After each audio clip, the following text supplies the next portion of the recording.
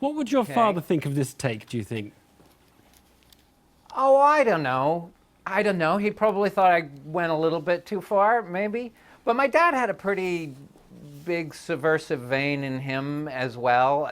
One of the big projects he did after Sesame Street was the first season of Saturday Night Live, which at the time was considered the most outrageous adult TV show.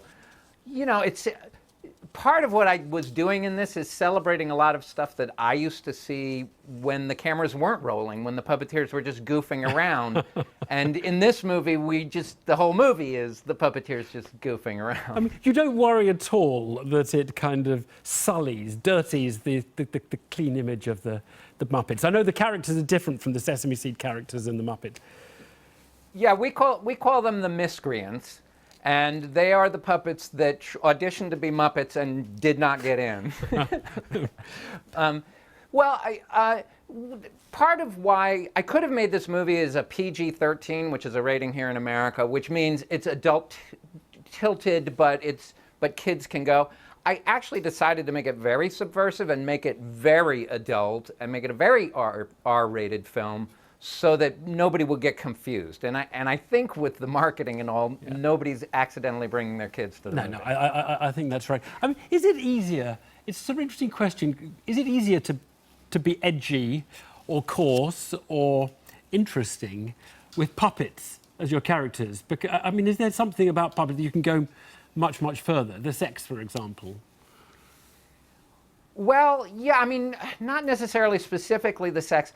I call it the audience's baggage, that when an actor walks on camera or walks on screen, the audience will make thousands of assumptions about that character almost instantaneously. Their hair color, their weight, their skin color, their accent, the way they carry themselves, how wide they're opening their eyes, do they seem arrogant?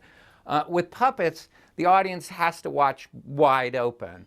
And they're not making any of those assumptions. Right, so and that kind of allows you to get a little wilder and not offend the audience, but outrage them all the same. I mean, we were talking about the sex scene, and we were wondering whether we could show it, because it is just two pieces of cloth, but it's just silly string. But it is. We really didn't think we could show it, and I mean, I don't know why. It's maybe we're just too prudish, but. Yeah, two puppets and a... No, and you think Britain is prudish. No, America is much more prudish than Britain. Yeah, you had a court problem with a legal problem with the Sesame Workshop, who own the rights to the Sesame Street characters, and they didn't like the slogan, "No Sesame, all Street." Right, which was something that the studio here very much wanted to do.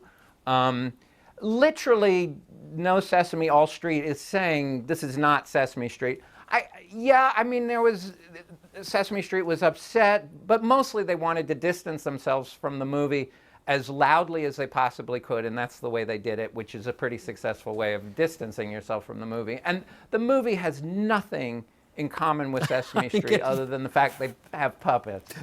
Fair to say. Look, I have to ask you, the reviews have been pretty miserable, haven't they? What is it like making a film like this? You've worked on this, and it just really has bombed with the critics, much more than the audiences. So we need to say that the audiences have liked it more than the review. What's wrong with the reviews? Why have they gone this way? Well, you know, it's there's an American way of making comedy which is a little bit different, I think, than British comedy so much, which is they start cutting it together and everybody gets involved. And if a scene doesn't make the audience laugh out loud, the scene's no good. And in a moment where the audience laughs out loud, everybody says, oh, that's great. And that tends to make people want to put in sort of cheap laugh beats. And so my cut of the movie was significantly longer, had a deeper story, had deeper character storylines, but it wasn't considered instantaneously funny enough for the studio. So that was the decision they made, to try to push all the funny together. But it does compromise the story and the character stories, which is much more what critics respond to. So I'm not surprised at all that critics are not liking it and the audiences like it more because it's funny. That's a very honest description. Brian Henson, thanks so much for talking to us. Thank you. It's my pleasure.